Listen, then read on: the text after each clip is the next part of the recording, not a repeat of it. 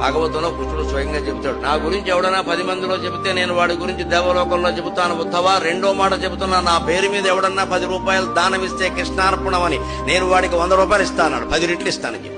మూడో మాట, చివరి మాట, ఉద్ధవా జాగ్రత్తగా విను, నన్ను ఎవడన్నా మనస్సులో స్మరిస్తూ ఉంటే నాకు ఇంకో దారి లేదయ్యా, నేను వాడు ఉన్న చోటే ఉంటా అన్నాడు. అంత గొప్ప అవకాశం ఇచ్చి మనం సందుల్లో ఉన్నామా, గొంతుల్లో ఉన్నామా, ఉక్కపోస్తుందా, చలిస్తుందా అనవసరమమ్మా.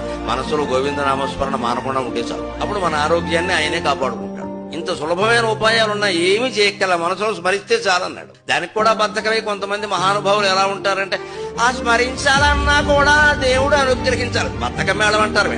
ఆకలిస్తే అన్నం తినట్లా, ఉప్మా తినాలన్నా కూడా దేవుడు అనుగ్రహించాలి. నోరు మూసుకుంటున్నావా, 2 కేజీలు ఉప్మా లాగించేసేవి. ఇక్కడ దైవస్మరణ చేయడానికి, పుస్తకం చదవడానికి అప్పుడు దేవుడు అనుగ్రహించేది. కానీ మనకి ఇష్టం లేదు.